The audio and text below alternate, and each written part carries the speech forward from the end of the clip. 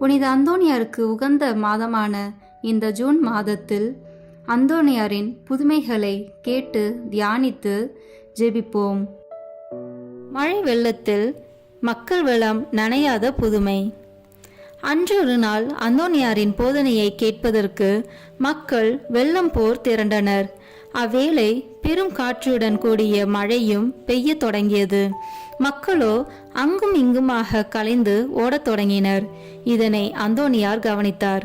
உடனே, அன்பார்ந்த மக்களே, கலைந்து செல்லாதீர். இறைவனின் திருமொழியினை நின்று செவிமடுத்து கொள்ளுங்கள். இறை உணர்வு பொழியும் இச்சொல் மாறிமுன் மழையும் புயலும் உங்களை யாதொன்னும் செய்யாது என்றார்.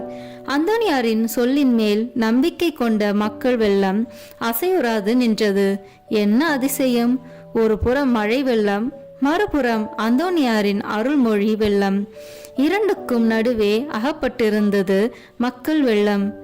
ஆனால் மக்கள் வெள்ளத்திலிருந்து ஒருவரைத்தானும் மழை வெள்ளம் நினைக்கவில்லை. அதனை கண்ணுற்ற கேள்வியுற்ற யாவரும் அற்புதம் என கண்டனர். அந்தோனியாரில் பொழிந்துள்ள அருளின் வல்லமையை எண்ணி வியப்படைந்து மகிழ்ந்தனர்.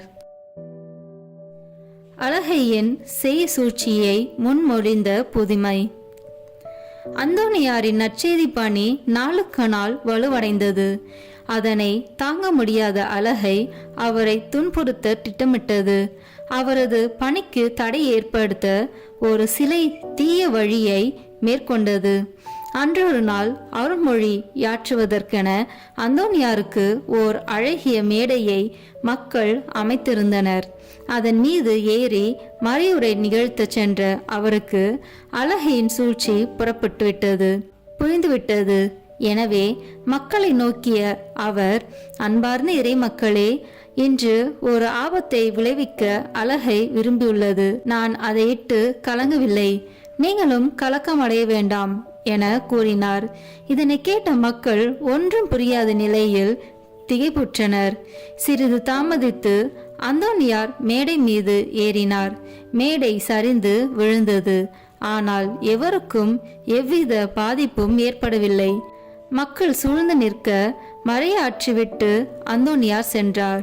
மக்களோ நடக்கப் போவதை முன்னதாகவே தெரிவிக்கும் அந்தோனியாரின் அருளையும் தீர்க்க தரிசனத்தையும் எண்ணி புகழ்ந்து கொண்டே சென்றனர்.